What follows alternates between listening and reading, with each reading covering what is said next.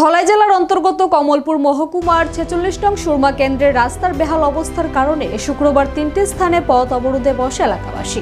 তাদের একটাই দাবি, রাস্তা মেরামত করতে হবে। বড় সুরমা থেকে দুর্গাচৌমুহনী রোড, অন্য সড়কটি হলো লালছড়ি সড়ক ও বাংলাদেশ সীমান্ত কাটাতার সংলগ্ন চন্দননগর রোড। এই তিনটি রোডের বেহাল অবস্থা, তাই বাধ্য হয়ে বড় সুরমা থেকে দুর্গাচৌমুহনী সড়ক, লালছড়ি ও দেবনাথপাড়া এলাকার মানুষ ও গাড়ি চালকরা পথ অবরোধ সংঘটিত করে। ১ বছর আগে একবার ওই সমস্ত এলাকায় পথ অবরোধ হয়েছিল।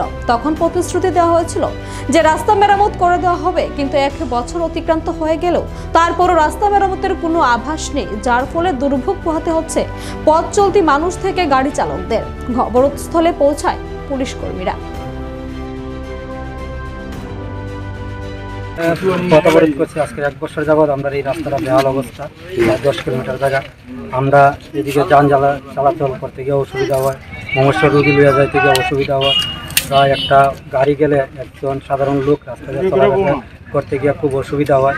আপনারা দেখেন যে এই রাস্তাটার কি বেহাল অবস্থা, এই কারণে আমরা রাস্তাটা বিশেষ করে অবরোধ করছি।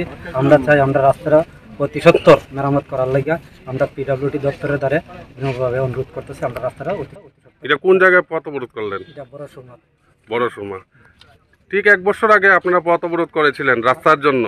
দপ্তর কি রাস্তা তৈরি করে দিয়েছিল? আমরা 1 বছর আগে রাস্তা অবরোধ করার পরে আমাদের ম্যাডাম এমএলএ নিজে এই পাথর আর কংক্রিটের গুঁড়া দিয়ে রাস্তা কিছুটা মেরামত করে দিয়েছিল, কিন্তু ফুললি কাজ হয় না। মেরামত হয়েছিল, রাস্তা নতুনভাবে তৈরি হয়েছিল কি? না, নতুনভাবে তৈরি সেইভাবেই রয়েছে। সেভাবে রয়েছে। ম্যাডাম তাহলে কিছুটা